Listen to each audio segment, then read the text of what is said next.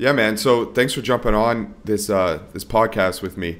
I've actually been wanting to get you on for a while. Ever since you wrote that muscle specific hypertrophy article, like I was like, this guy Menno knows his shit. Like that completely blew me away, and that completely changed the way that I trained. Like even the one tip that you're talking about, where if you're going to do lateral raises, to just lean forward a bit to hit the outside of the deltoid, like that was a game changer for me. Yeah, I always lean forward basically now. So. And how did you come up with that stuff? Was that all like trial and error? Did you learn that from someone, or did you just look at the research? Like what went on behind that? Like what's the story behind that? Are we live, by the way? We're not live, but I just hit record and I figured I would go in. Yeah, sure. Oh, so wait, are we live or are we not live? Yeah, we're recording. Are we recording? Okay, cool. Yeah, I mean, that was the first article I wrote, actually. And you could say it's the synthesis of a lot of things I learned about biomechanics. And my thoughts on, pretty much inspired by, actually, Christian Thibodeau and Charles Poliquin. Is because they started the things about different muscles having different fiber type composition and that influencing training. They just used very different tests, like the 80% test is what they relied on, and then more arbitrary numbers. So I basically took their approach and formalized it and systematized it more.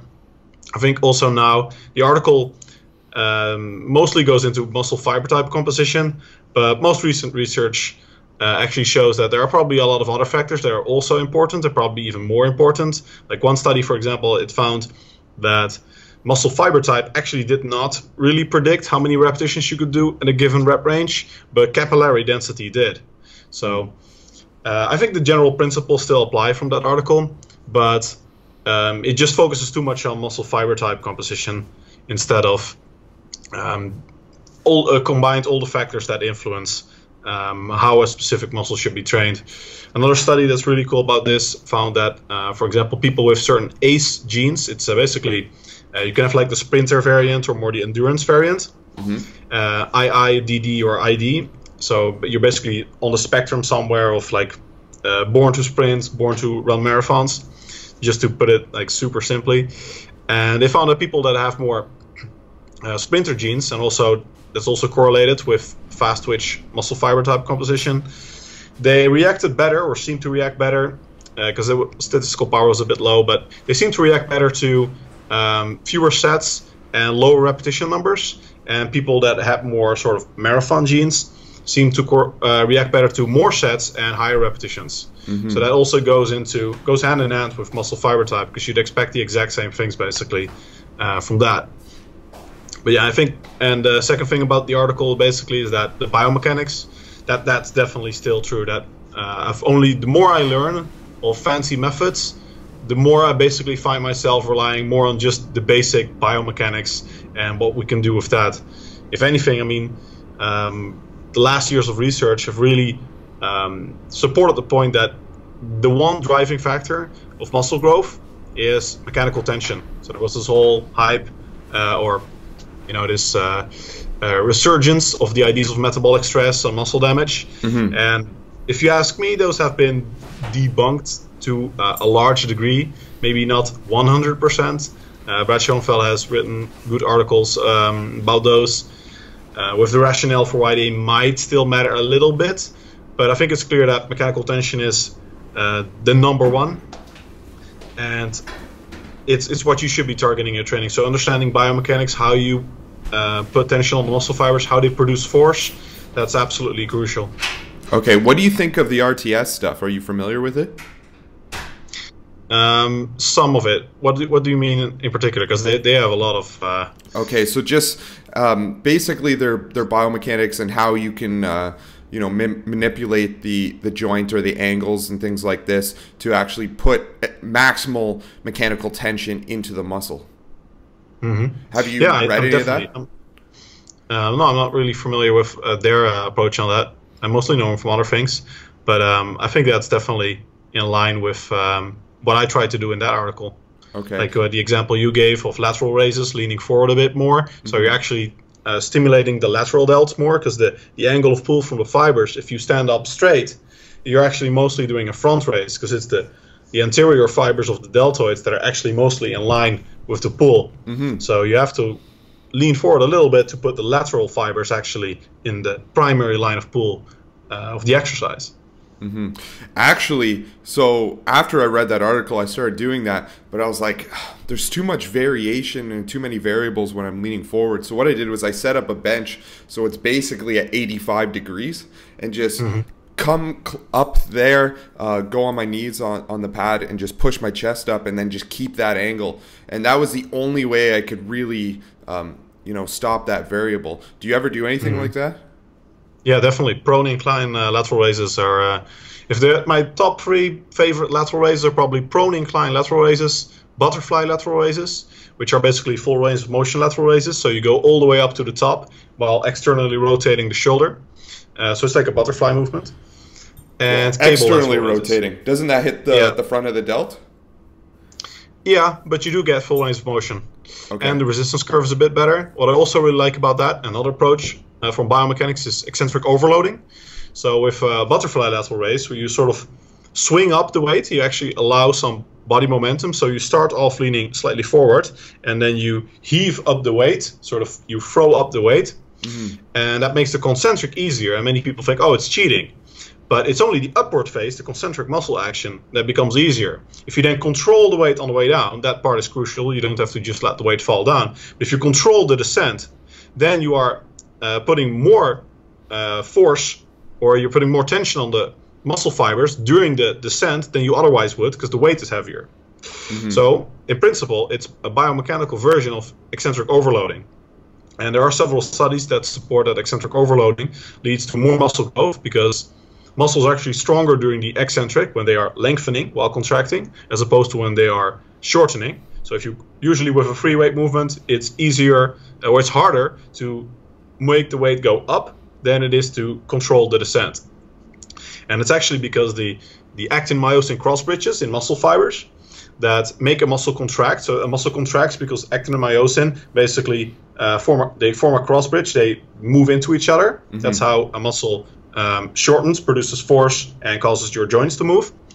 And that process that occurs mechanically when you're doing an eccentric contraction. So these actin-myosin cross bridges, when the muscle is lengthening, they are pulled apart by the mechanical force.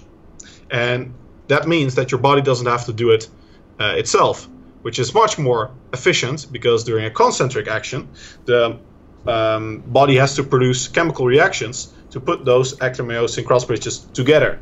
And that's also why concentric muscle actions are much more energy intensive, and you cannot lift as much weight as you can control. Or even more, you can produce more force eccentrically than concentrically. It's not just that you can lower the weight, but you can actually produce more force. So the whole purpose of that is mechanical tension in the end, right? Yes, exactly. Force production and mechanical tension are very much the same things, or at least the internal tension is the same as the internal force production. That does not necessarily mean that the external force output is going to be that way, because that's also influenced by what other joints are doing and how that force from the muscle is translated to the movement, basically. Yeah, so basically inside your muscle can't really tell whether it's like an eccentric contraction or a concentric contraction. All it feels is the tension. Is that correct? It reacts differently to concentric and eccentric actions. So in that sense, it knows, but in principle, yeah, it just registers mechanical tension. And it is true that that concentric and eccentric muscle actions actually result in different muscle growth patterns. This is mostly seen if you purely do concentric or purely do eccentric work. Then what you see is that a concentric action leads to more muscle growth by the addition of sarcomeres in parallel. So the muscle has all these sarcomeres that make up the myofibrils, basically the muscle fibers that run along the entire muscle length, and they are what is contracting. You can put more of those sarcomeres in parallel next to each other, which makes the muscle thicker. and bigger, or you can also make your muscle bigger by the addition of sarcomeres in series. So you have all of these sarcomeres, and you can also basically, what is now one sarcomere, you can put one after it, which actually lengthens the muscle, so the muscle fascicle becomes longer. And that's actually more effective also than stretching to actually make your muscle fascicles longer. Either way, muscle gets bigger, so from a bodybuilding point of view, it would be all the same, but probably you want to target both types of muscle growth. So there is actually a good rationale for why you want both in your training. Yeah, it's kind of funny because you're not just going to see someone who's just doing eccentric or just doing concentrics. You're always doing both, so they go hand in hand to maximize muscle growth. Yeah, usually. Like, this is one of those things where a lot of people will easily agree with everything we just said, but then they'll go like, yeah, deadlifts are a great exercise. But if you think about it, traditional powerlifting deadlifts, they're concentric only. Yeah. They're one of the few exercises that are actually concentric only. And that means they are not very good for muscle growth. So I'm a big fan of some deadlifts, like Romanian deadlifts, great exercise for the posterior chain, does really well in EMG research, biomechanically great. And you could control the descent during a deadlift, but very injurious in my opinion, or my experience, I should say. Most people also really don't like it. So if you do like a traditional powerlifting deadlift, at least, that's not the best mass builder. I mean, plenty of people have gotten big doing deadlifts, but that does not necessarily mean it was the deadlift that got them big, and it doesn't mean it was optimal. That's actually one of the reasons why I prefer doing rack deadlifts from like just below the knees, and because you can control the concentric down. And I've found it doesn't really, well, it builds my glutes a bit and hamstrings, but it's more for my upper back and just like that thickness. Have you experienced that too? Yeah, it's very similar to a Romanian deadlift if you do like rack pulls that way. Rack pulls, you can probably lift even more weight because you're not as limited by the bottom position, where you have experienced a great stretch during Romanian deadlifts and you have to reverse the weight. Depends on your specific setup, but usually. So you can actually lift a lot more weight with a rack pull, and depending on your structure and your weak points, it may actually be that the limiting factor of your performance is primarily the traps that have to hold up the weight. So basically, a deadlift is like a static shrug, right? Your traps, upper traps, but also the middle and even the lower traps, because the middle and the lower traps, they retract the scapulae. And if you're at all leaning forward, then the scapular retractors, the middle and the lower traps, they have to prevent your shoulder blades basically from rolling forward and caving in under the weight. So they're throughout the entire set producing an isometric contraction, which can result in a lot of muscle growth, but not as much as dynamic contractions. So I like them for that purpose, but I still use them mostly as a leg builder and see the upper body growth more as a bonus. Whereas for the traps, I would do more like shrugs, but even just pulling movements. I think a lot of people, well, for the traps, a lot of people have it right, because some people think you need direct work or isolation work for muscles, which is largely true in practice, but not in theory. And they're like, yeah, you need a specific or usually it's more like you need 7 specific exercises for the biceps, but it never occurs to them that it would also be that way for the traps. But most pulling exercises, pull downs, chin ups, any kind of high row, I'm a big fan of high rows, they all work the traps very well if you do them with floor range of motion. So I don't think you need much trap isolation work for the upper traps. I like high overhead or wide shrugs. But other than that, I think most of the compound work is enough for the traps. Yeah, that's cool. Let's go back to the fiber type training for a second. I was talking to my buddy the other day, Vince Del Monte, and I told him that you were coming on the show, and he's like, oh, you got to ask him about the fiber type training. So what you found is it's not, the fiber type training isn't the mechanism, but was it the conclusions you got seem to be the same anyway, but it's from a different mechanism? Yeah, basically. So Muscle fiber type is one of the mechanisms, but it doesn't seem to be as important in determining whether you're going to grow more from certain rep ranges than other rep ranges, because that's the premise of the article, right? If a muscle is like super fast twitch, you would want to train it with lower repetitions. Mm-hmm. And I still think that's true. There's also a pretty recent study that found that fast twitch muscle fibers experience very high fatigue if you train them with very high repetitions, more so than slow twitch muscle fibers. Mm-hmm. So that's another indication that they don't respond as well to it. Yeah, I used to actually train a sprinter, and if I had him deadlifting like 2 to 4 reps, like we could just like keep increasing the weight, increasing the weight, and he'd do great. Mm-hmm. But if we were doing like anything over like 8 or 9 reps, he would just like, he would fail so quickly. So we could put way more tension onto the lift if we just did the low reps. Mm-hmm. Yeah, exactly. And so in a large way, it may simply come down to tension and force, as you say, that if someone is really strong at low repetitions and just really functions very poorly at high repetitions, you can just get a lot more effective volume in with the lower reps than with high reps, and of course vice versa. And as you say, David Epstein has written a really good book about sprinters, and also touches on muscle fiber type composition. It's not about sprinters, it's called the sports gene. I think it goes into everything related to genetics for sports. And he also says that in interviewing a lot of Olympic coaches that train sprinters versus marathon runners, you can really see very well that the sprinters, more so than the difference between you and me, but people with really extraordinary genetics, you can really see that the sprinters don't handle fatigue very well, and they're very explosive, produce a lot of force, do great with explosive movements and short duration movements, but they tire out very quickly with higher volumes or longer duration exercise. Whereas the marathon runners, and I've had a few clients that are like typical hard gainers, they were actually former elite endurance athletes, and their work capacity is through the roof. They can handle tons of volume, but they don't do as well with low reps. It takes a lot to build strength, and they can basically, you have like an extreme example would be someone that can almost lift, if they can lift the weight once, they can lift it 5 times basically.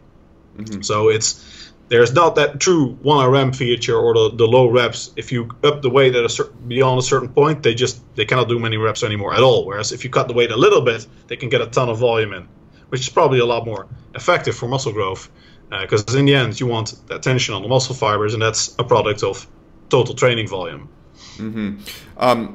And then what are the differences in volume and frequency between those two for muscle growth specifically? You would expect, you would expect that perhaps people with like a super fast twitch muscle fiber type or whatever sprinter genes, probably low capillary density, and whatever other factors like ACE gene that come into play in this, maybe mechanical factors as well. But whatever the reason, say someone is excellent genetics for sprinters, then you would predict they also respond better to lower frequencies.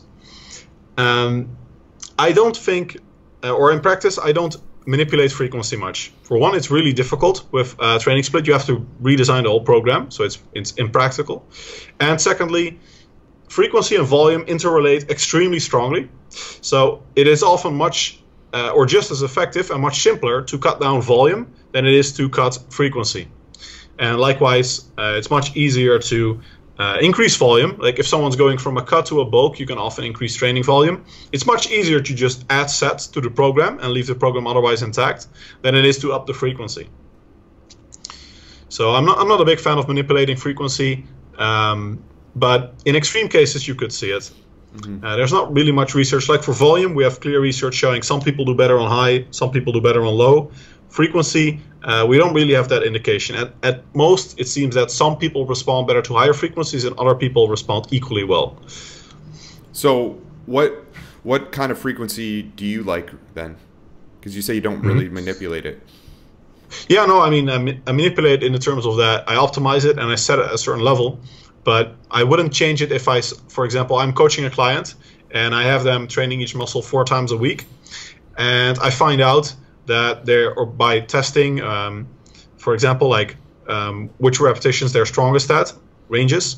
So repetition ranges, I find out that they are strongest at higher reps versus lower reps. And then, they may be slow twitch dominant or for whatever reason, more endurance oriented, then I would not increase the frequency probably.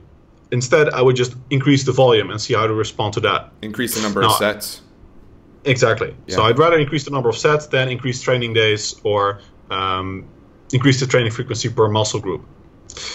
So training frequency itself, I set independently, and I'm generally known as the high frequency guy. But I think training frequency is best increased along with volume. I think training frequency is a very effective way to increase training volume. And the more advanced someone is, the better they react to higher frequencies. In general, though, in the research, you can summarize it quite well in saying that the bro split, the traditional ideal, if you got to train a muscle once a week, if you train it too frequently, it doesn't recover. That's total BS, because pretty much every study, we now have a lot. I think there are like 20 studies, if you count the crappy ones. Then and it's like 5 find statistically significant benefits of higher frequencies versus lower. 14 find neutral, so they're performing equally well. And then if you meta-analyze it, it's like it may be slightly advantageous for higher frequency. And there's one study group in one study, one muscle group of that study, even just one muscle group, not the other 3, that found lower frequency work better. So all in all, there is very strong evidence that, if anything, higher frequencies are at worst equally effective and quite possibly more effective than lower frequencies. And this goes up all the way to quite high frequencies. Most studies stop at about 6 training sessions per muscle group per week. But that's almost every day. That's training a muscle group almost every day. So based on that, I'm a big proponent, especially if the training volume is higher, of training a muscle group much more frequently than traditional bro splits do. I think basically 2 times per week is almost the bare minimum for anyone, except like a bare rank novice, completely untrained individual, or like someone has been sedentary for a long time, right? They just get insanely sore from their first session, whatever you do. Then, maybe you want to give them a bit of a break the first weeks, but other than that, I'm a big proponent of higher frequencies. I think most of my clients will probably fall in the 4 to 5 training sessions per muscle group per week, which quite often is actually full body every session for many people. And some advanced trainees, including myself, train every muscle group every single day.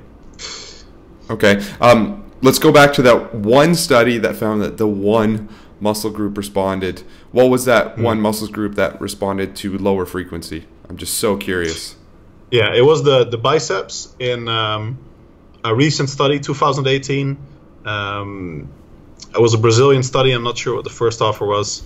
There are a few Brazilian offers. Can never remember the Brazilian names or Portuguese names. But basically, it tested a few muscle groups, I think. At least the quads and the biceps. I think there were 2 more, but I'm not sure. And it found that for the quads, it was like the same muscle growth in both groups. And for the biceps, it was the higher frequency group didn't gain anything, it seemed. And the lower frequency gained some muscle mass. So it was actually, I think it's a type 1 error, because the high frequency group didn't gain any muscle. So, probably something was wrong in that program. But, it's possible that they really didn't respond well to it. But it's weird because the strength measures were actually also similar between groups.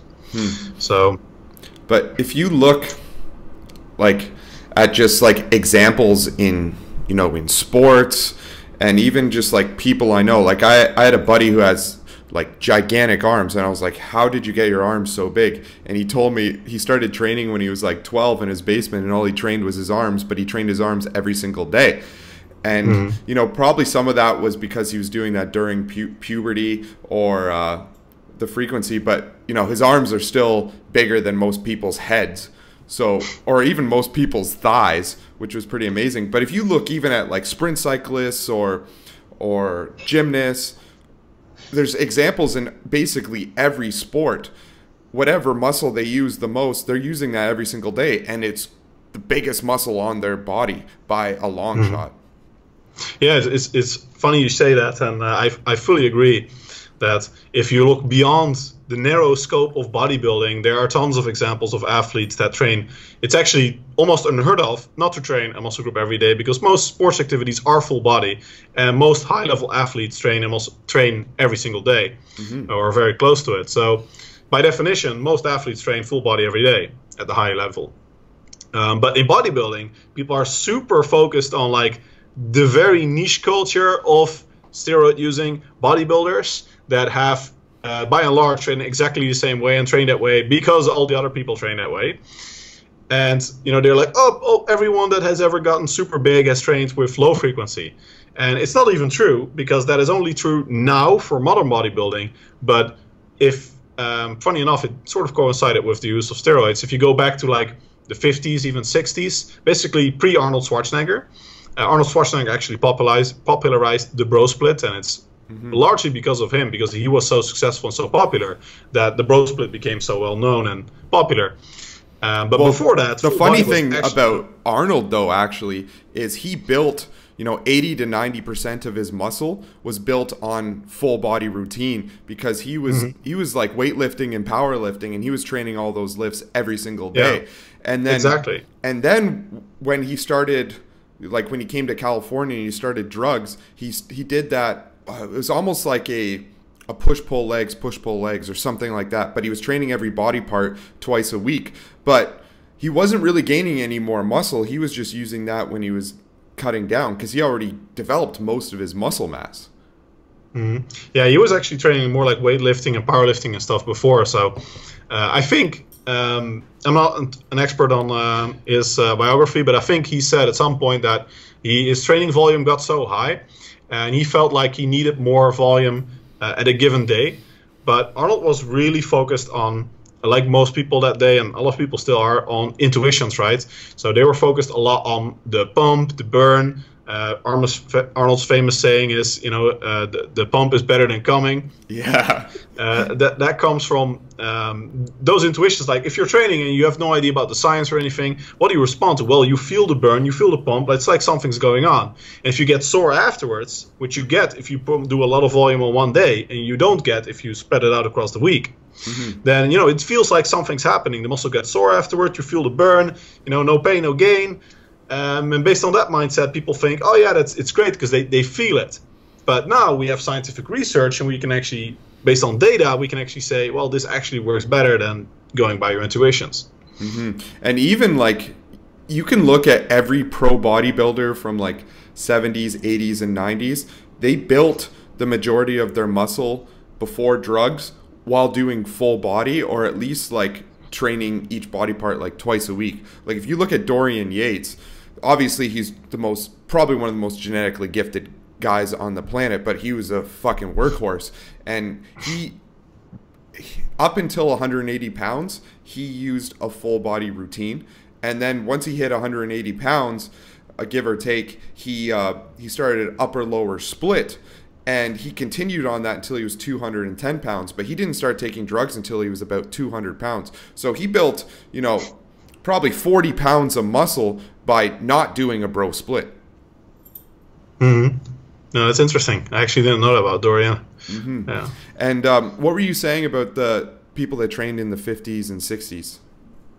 Oh, they all trained full body. It was like full body 3 times a week. That was like what is now the bro split. That was the bro split of then. It was like if you train with weights, it's like you do full body 3 times a week.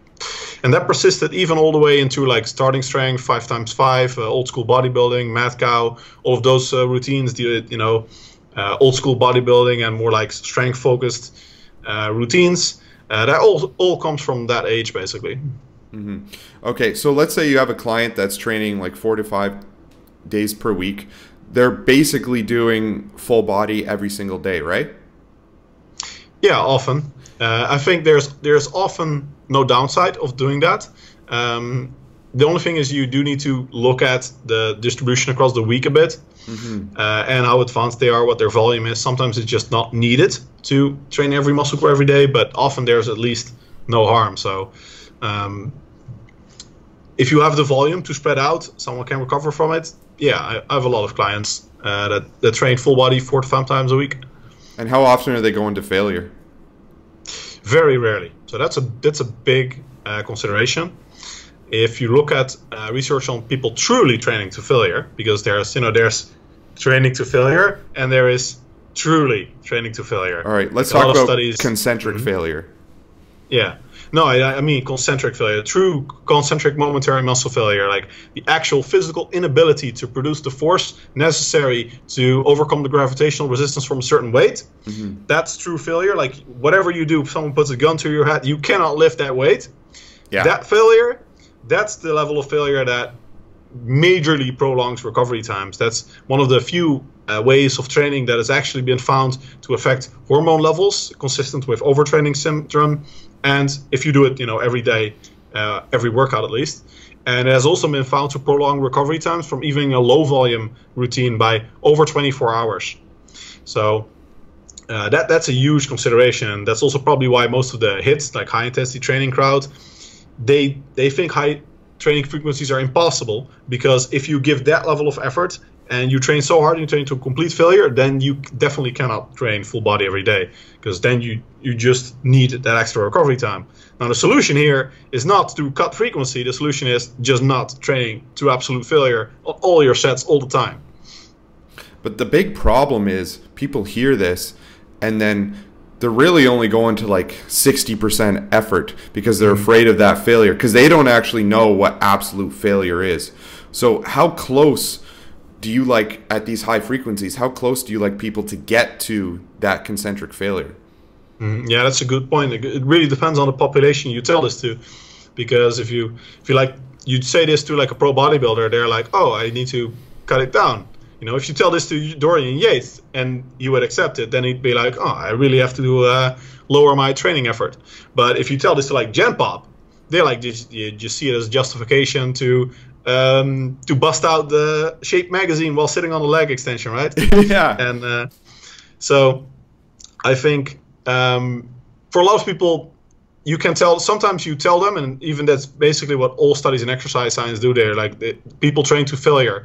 And sometimes currently they know that wasn't true failure, so they say volitional failure, which means the point, when they're squatting and you get a bunch of untrained individuals in the lab, like exercise science students that don't lift. I have no idea where they get these guys, but they tell them, you have to train to failure, and they're like, at some point during squats, they're like, I'm done. Yeah, guy, I think I'm good. Yeah, they're like, this hurts, I gotta stop. Yeah, I felt something. What do you mean you felt something? Did something pop? Did you pull a muscle? No, I felt something. You mean like muscular exertion? Yeah, I felt something like that. Well, that's the point, isn't it?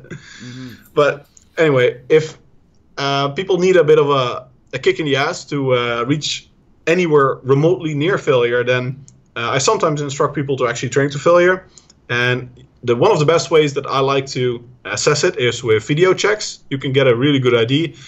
You can also check their work capacity, because I do mostly online coaching, right? So if you're in person, it's easier. But with video checks and looking at work capacity, you can get a really good idea, because if you see that someone's repetitions when supposedly training to failure go like 6, 9, 7, 9, then you know they're full of it, because normally you only accumulate fatigue.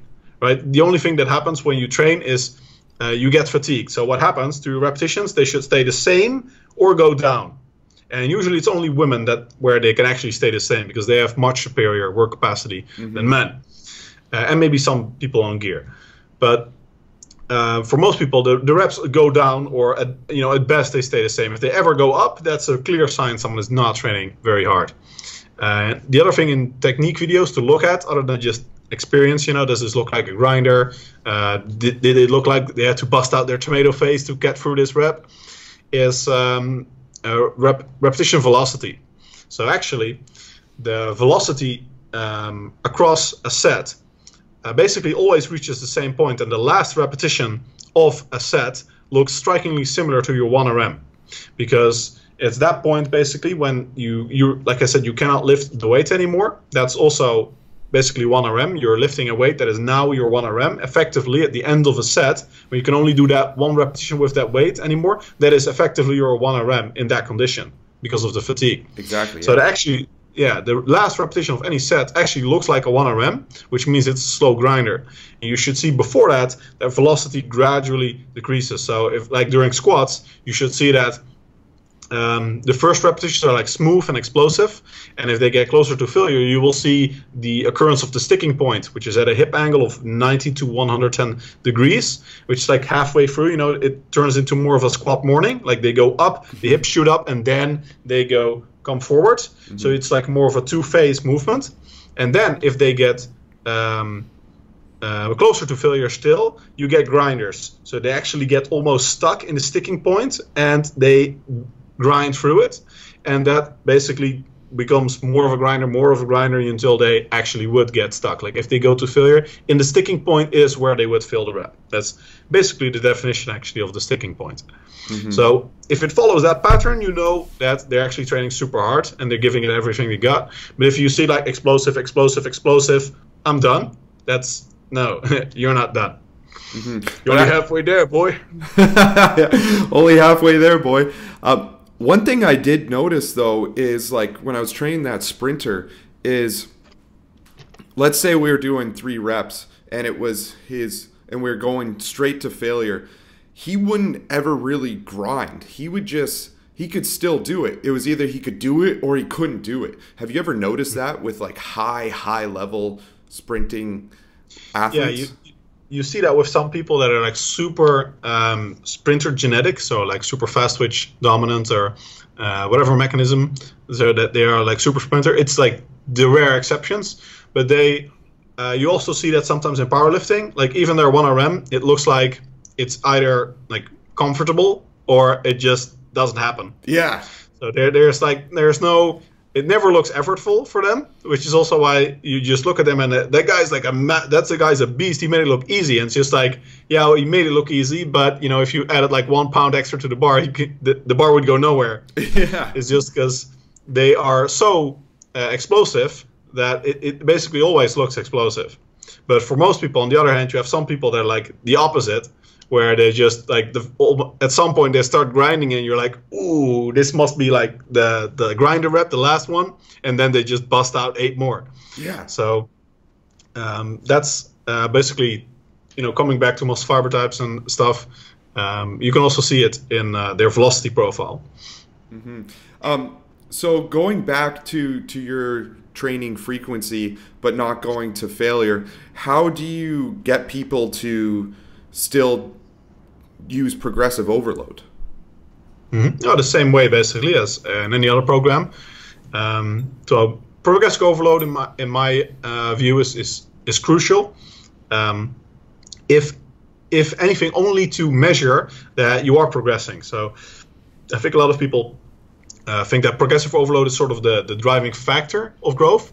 It's not. It's the workout itself that drives the growth. But progressive overload is what you need to see. You need to see someone's getting stronger, they can do more repetitions, or they can lift more weight, more as evidence that the program is working and they are getting stronger, as that's the best correlate we often have, that someone is also getting bigger. Yeah, it's like quantitative.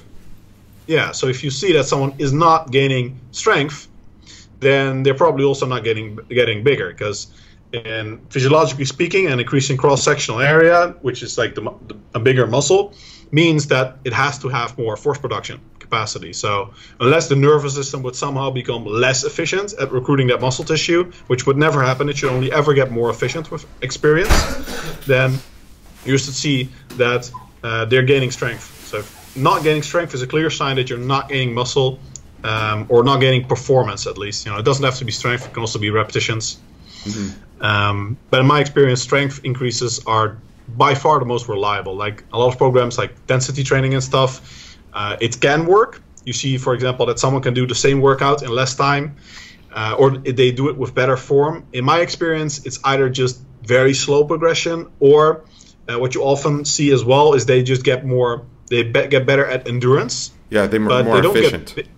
They don't get bigger or stronger, and like if you test their 1RM again in a couple months, it's the same, and you look at their pictures and it's also the same. So I think it's possible. Some coaches have good results with it, but I'm not a fan at all. I think if I want to get someone bigger, my go-to approach is I get them a whole lot stronger. Yeah, man, I'm 100% with you on that. It's just so much easier. So do you have a standard operating procedure for progressive overload? Yeah, I'm basically the two approaches I use are increases in repetitions below a given rep range. So for example, what I do is I test which rep ranges someone is strongest in. And I often use intensities in a program. So rather than say you're going to do 8 reps, or rather than say you're going to do even worse, 8 reps with this weight, which is what a lot of powerlifting programs do. I auto-regulate it. So I'll say you're going to go like 2 reps to failure with 70% of 1 RM. And then if they are super slow twitch dominant, they will be able to do like maybe 20 reps.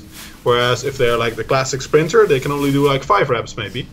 And this auto-regulates their volume based on their physiology. So say you're doing a program like that, and then you've determined that at 70%, which is your target intensity, they can do 12 reps, which will be the average. Then I will probably want them to stay below 12 reps, and I will add repetitions until they can do 12 reps with a given weight, and then I have them add the weight. So, someone in the kitchen? Yeah, someone's in the kitchen. Yeah, sorry. He just came home from the grocery store, and he's got the bags and he's taking them out. I don't know why he didn't wait until after the podcast, but it happens. Yeah, so that's how you do it. And that actually reminds me. So you said you have a test that you put people through. Do you give them this test when they first come to you? Yeah, so the two things I test are 1 RM or something very close to it, so I can estimate 1 RM, and strength endurance. So I'll cut down the weight by 50% or so, depending on what's convenient for the exercise, and see how many repetitions they can do with that. And that gives you an idea of which spectrum, basically, of the intensity zone someone is strongest at. And if they can perform well at very low weights. So high repetitions. And then based on that, I will use intensities in the rest of the program. So I use the 1 RM on the one hand to get an idea of their strength level, to see if they can actually do a 1 RM. That's also very informative, I find. And then the remaining sets, I assess their work capacity and how good are they with at low intensities.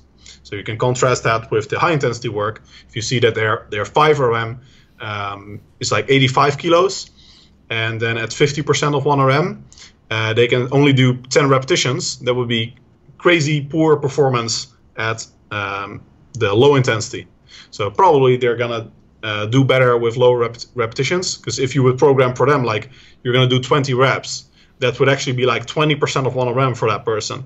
So that would be actually way below the optimal hypertrophy range. So the weight would be far too light for them to reach sufficient levels of mechanical tension. But then it works the same way mostly in terms of progressive overload as most other programs. So it's just that I have a certain rep target that I estimate based on which intensity zone they're strongest at. And then once they've achieved that rep target, I add weight. Another approach I use is with reactive deloading. So I won't go up in repetitions. I will want them to go up in weight every session and hit the same rep target. So if the rep target was 8, I want to have them do 8 RM. If they cannot get 8 RM, I do a reactive deload.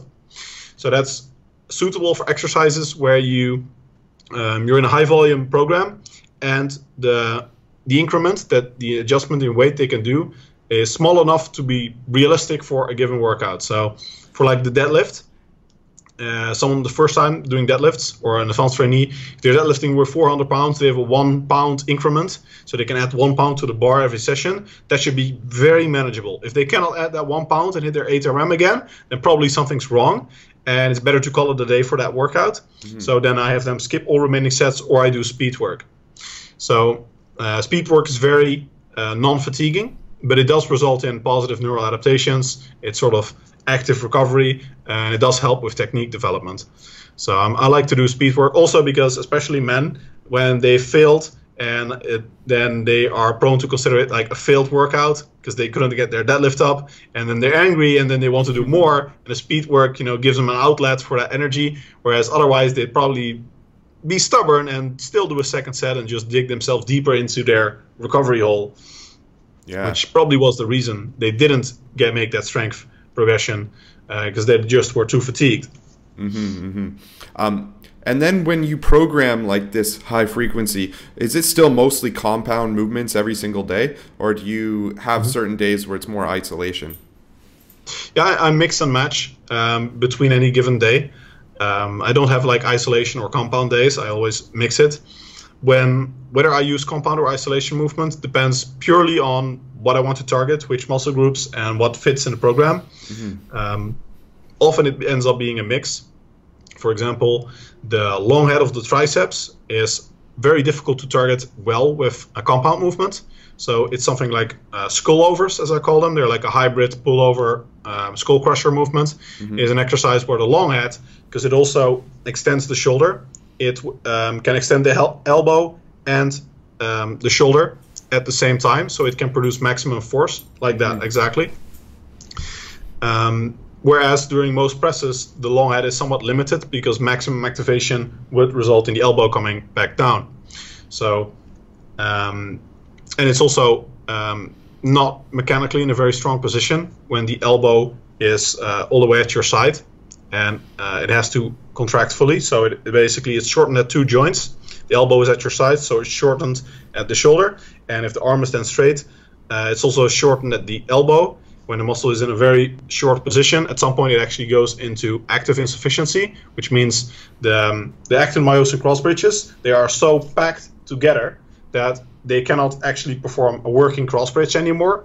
So it's like here you want the cross bridge, but if the actin myosin are packed like this, then they cannot perform a true contraction. It's like if you kept pressing it like a piece of paper, it would just kind of like fold almost, right?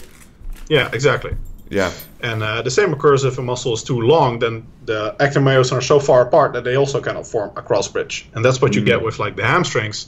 If you do like straight-legged, stiff-legged deadlifts, not an exercise I'm a fan of, because the hamstrings are then stretched at the knee, because the knee is fully straight, and at the hip, because you are bending all the way forward.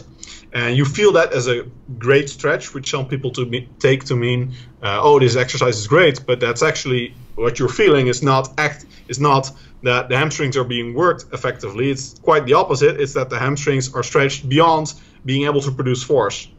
So yes, you feel a lot of stretch, but the stretch is not tension. So it's not ideal for muscle growth. Speaking of the hamstrings, that's also a scenario where I'd like an isolation movement, or it depends on if you still call it isolation, but like a lat curl, because a lat curl is necessary to hit all of the legs or the heads of the hamstrings, because otherwise you don't train the biceps femoris fully. Technically lat curl is not an isolation movement, as the gastrocnemius of the calves is also involved, but most people would probably call it an isolation movement.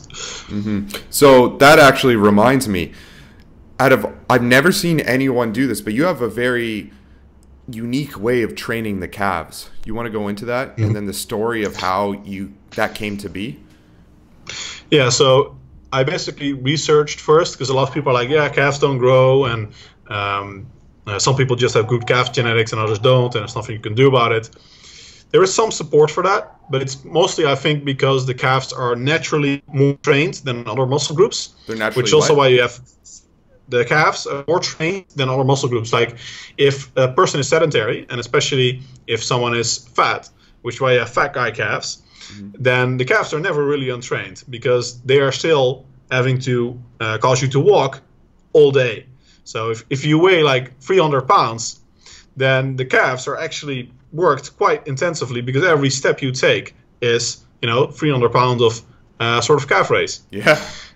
And that means that the calves, especially the soleus, which is like the long sheet underneath, not the bulge, but the longer calf muscle, is actually worked very hard during the day. So it's already more advanced than, say, your biceps. But if you look at top-level bodybuilders, who are most likely natural, then you see that most people should have arms, upper arms fully flexed, and calves and neck as pretty much being the same size. So that's a good indication of if your calves are lacking or they have more growth potential. Like if you have an 18-inch neck and 19-inch arms and 16-inch calves, then your calves probably can grow quite a bit more. So it's often not genetics. It's just that most people, for one, they just don't train the calves with enough volume, or they don't give them the priority. Like calves are like abs, they're like more like an afterthought, at the end of your workout when you're already super fatigued. So it's not the most effective position to train anymore, because there might be some central fatigue and there might be fatigue from other exercises, but other than just mental fatigue that limits how much effort you can put into your calf training. So that's one thing: volume, priority, and many people don't have the best exercise. I think they just stick with calf raises, and I like to do calf jumps. Calf jumps are basically sort of a cheat calf raise in that you jump up. You don't actually lose contact with the platform, but if you're in a calf raise machine or a Smith machine, you can also do it in a leg press. You basically cheat yourself up to lockout, ankle lockout, and then you control the descent with straight legs. And this is again an example of eccentric overloading, because you are cheating and using momentum from the knee to get yourself up during the concentric, but then during the eccentric, you cannot use that momentum anymore, so you get an eccentric overload. And you will feel that immediately in your calves. If you do calf jumps properly, then you'll immediately feel the extremely high level of muscle tension that you reach, because you're using weights that are often bigger than what you can squat. And I think this exercise is really effective. One of the exercises that a lot of people, it's one of the exercises where you can actually immediately feel the difference between like a regular calf raise. Plus, the resistance curve is a lot better, or your strength curve is better matched to the resistance, I should say. Because during a regular calf raise, because the calves, they also suffer from active and passive insufficiency, as we just talked about with the hamstrings. So they're basically, they can only produce effective force during the part of movement that is used with walking. So the part of gait, which is, the middle part of a calf raise, which is also why you can do like infinite reps if you just do the middle part. But if you actually go all the way up to full lockout and go all the way to a full stretch, it massively cuts how much weight you can lift with a calf raise. And that's a problem, because you want full range of motion exercise for maximum muscle growth, but you also want high levels of mechanical tension and high work output. And with calf jumps, you can get both, because you're using that momentum to help overcome those weak points, that stretch position and that ankle lockout position, and then you also overload the eccentric. So I think calf raises or calf jumps are basically the equivalent hard hitter that a lot of other muscle groups have. It's like if you're training your pecs, you want to have like a good press, or if you're doing for your delts, you want to have like an overhead press. For your lats, you want chin-ups. Calf jumps are basically that exercise for the calves, as opposed to just doing calf raises, and more calf raises. Have you found, though, that the people that have trouble building their calves, a lot of times, too, they just, for some reason, they can't put a lot of tension into the calves? Because I find for me, like if I'm just training calves with just like normal calf raises or their variations, I can put so much tension into the calves. Actually, I can just put the tension into the calves just by pushing against nothing. I just have like this amazing mind-muscle connection. Do you think any part of it is that? Yeah, I think there is a difference with mind-muscle connection. But it's not. I think it's mostly reverse causation. So if you have bigger calves, or you have better genetics for calf development, then you probably also have a better mind-muscle connection. It's like, yeah, true. If you build your pecs up to a certain size, even women, you can probably do the pec bounce, right? Like right pec, left pec. At some point, I also had I think someone asked me, like, hey, can you bounce your pecs? It's like, as you get to a certain size, people also will start commenting things like that. And I never even tried it, but I sort of looked at them and, hey, I can do the pec bounce. It's like that with your calves as well, right? If you have like really small calves and you have trouble developing them, then probably you don't have that muscle connection yet. It may not mean that, that lack of muscle connection is going to prevent you from getting bigger calves. It's more that when you get bigger calves, you'll probably also have a better muscle connection. Mm-hmm. Yeah, that's a great point. I never even thought of that. But when you talk about the pec bounce, I can totally relate to that, because my pecs have always had trouble growing. So I couldn't really do the pec bounce until I went from like trainer bra to A cup, had a little bit of pecs. What do you do with people who can't build their pecs or have trouble building their pecs? Well, in principle, you train the pecs most like any other muscle group. I like to, one thing though, with the pecs that is a bit different from other muscle groups, is you have to watch the volume of all presses, especially because the front delt is annoyingly basically the overlap between all vertical and horizontal presses and all fly movements and lateral raises. Mm-hmm, yeah. So you have a big limiting factor there that's being worked all the time. And it's also somewhat true for the upper pecs. I think managing that fatigue, so not going overboard there with the front delt volume is very good, which means front delt raises are an exercise I almost never ever program, because the front delts are getting so much work with any other exercise or any other chest or delt exercise that it's almost always more of an issue of not overtraining them than it is to get more volume onto them. So I think it's good to not put more volume on the front delts, so you can actually do more pec work. Also, with the pecs, you really have to find exercises that suit your shoulders, because a lot of people resort to like super small grip bench presses and the like, and then it's like the bench press for me is an exercise that is really mostly done for the pecs, because it's not that great for the shoulders. Overhead presses are much better. It's also not that great for the triceps because of what we just discussed with the long head. Triceps isolation work is better. So it's really the pecs that you want to bench for. And when you are using a super close grip because your shoulders otherwise get messed up, you're much better off not benching at all, in my experience, and just relying on other exercises. I think the bench press, it's the mighty bench press, but it's actually not that magical. It's just, it happens to be used for powerlifting because it's convenient that you can see the bar touches the chest and it goes up all the way to lockout. So it's easy to judge. It doesn't mean it's actually that good. In fact, if you go look at its history, you go back to the bench press, then the first people that were benching, people were like, what a pussy. You're lifting a weight that you cannot pick up yourself. You need a bench for that exercise? What a fucking wussy exercise. So, and now it's like, bro, what do you bench? It's like the hallmark of strength. Mm-hmm. So, yeah, it's really not a magical exercise, and you want to diversify. I think machines are actually great for pecs. If you have a convergent chest press, like Nautilus, the isolateral hammer strength machine, or a Tough Stuff chest press, those are really, really good machines. And one of the few machines I actually really like.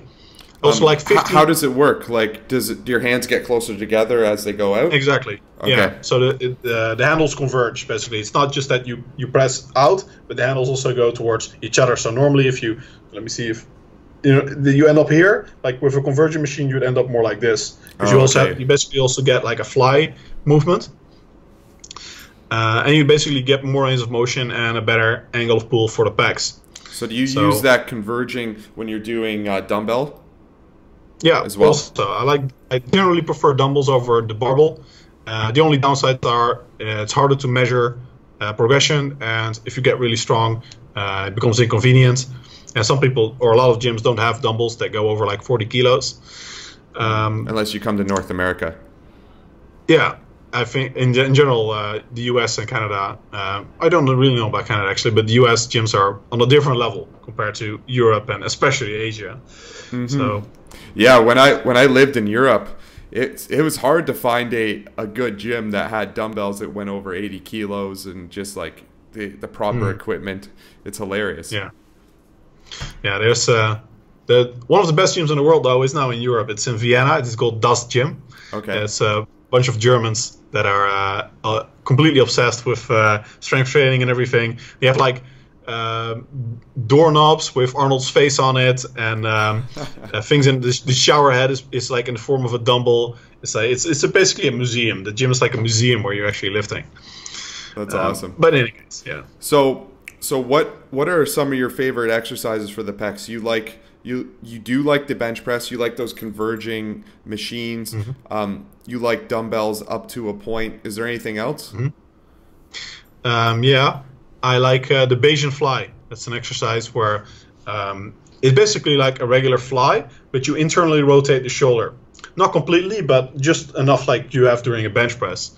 And it's also one of those things where a lot of people, normally they have like, if you can see it, the hand is like this, mm-hmm. and then you rotate it like this. Like you're going to punch someone. Exactly. So if you perform flies that way, you can actually see this in the angle of pull of the fibers. If you're externally rotated, then the pec fibers are basically excessively stretched. If you internally rotate, then now the fibers have a direct line of pull, and you can you generally feel this also more in the pecs, and you can lift more weight if you internally rotate the shoulder during flies. Somehow, even though internal rotation is often injurious for the shoulder, many people also report that internal rotation actually feels better on their shoulders when doing flies. Key though is not to have abduction and internal rotation. So you want to keep the elbow a bit low. You don't want to tuck it, because then it becomes like a front delt exercise. Mm-hmm. But you don't want to keep it like super high and then with internal rotation, because then it becomes hard on the shoulder.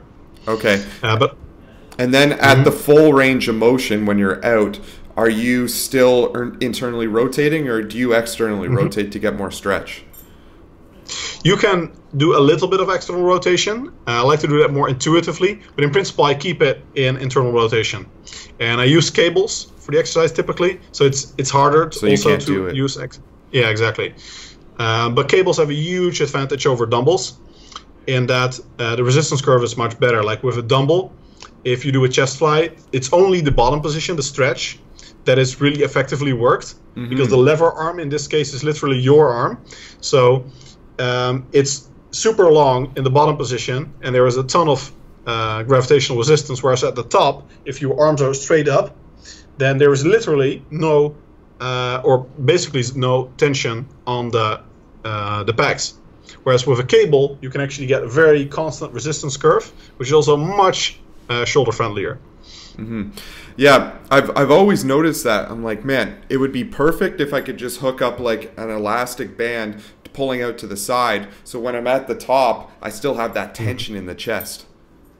Yeah. Some people do it with bands, but it's really a hassle, and then still it doesn't work like super well. Cables are just much more convenient. Mm-hmm. Yeah, so convenient. Anyway, man, I think I've asked you almost everything I wanted to. Dude, I was just like so looking forward to this, because for years I've been wanting to talk to you about this and just hear your knowledge and just know what's going on between those two ears of yours. So thanks so much for coming on, man. This is amazing. Where can people find you? MennoHenselmans.com these days. Reverted back to my own name. And everything's on there. I'm on Instagram, Facebook. It's also just my name. You'll find it. I'm on Twitter, but I'm mostly active on Facebook and Instagram. All right, yeah. So for the two people listening to this that have Twitter, you know where to find them. But everyone else, get them at mennohenselmans.com or probably Instagram for sure. Dude, thanks so much for doing this. This is amazing. My pleasure.